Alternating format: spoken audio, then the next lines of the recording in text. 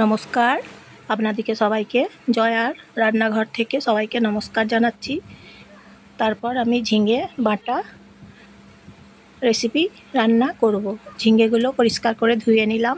4টে ঝিঙে দিচ্ছি, 600 গ্রাম ঝিঙে আছে দিচ্ছি। তারপর শিরাগুলো ছাড়িয়ে নিলাম, ছোট সাইজ করে বুনিয়ে নিয়েছি। তারপরে বেটে নেব। ঝিঙে বাটা গরম ভাতের সঙ্গে খুব সুন্দর খেতে লাগে, খেতে হয় খুব সুন্দর। ঝিঙে বেটে নিলাম।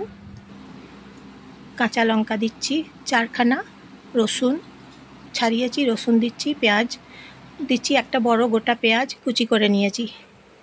কালো জিরে ফোড়ন দিচ্ছি, কালো জিরে আর গোটা জিরে তা কড়াইয়ের মধ্যে দিচ্ছি। তারপর সর্ষের তেল দিচ্ছি, ভেজে নিচ্ছি।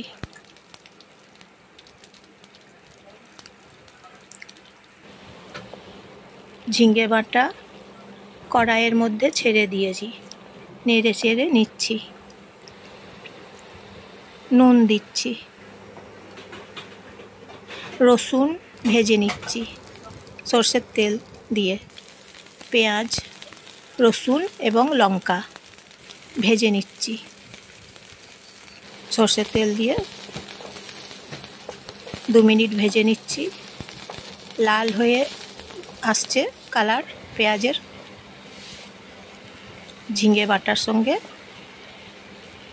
দিয়ে দিচ্ছি। আর এই ঝিঙে বাটা রেসিপি হয়ে গেছে, অন্য পাত্রে ঢেলে নিচ্ছি। আপনারা সবাই সুস্থ থাকবেন, ভালো থাকবেন।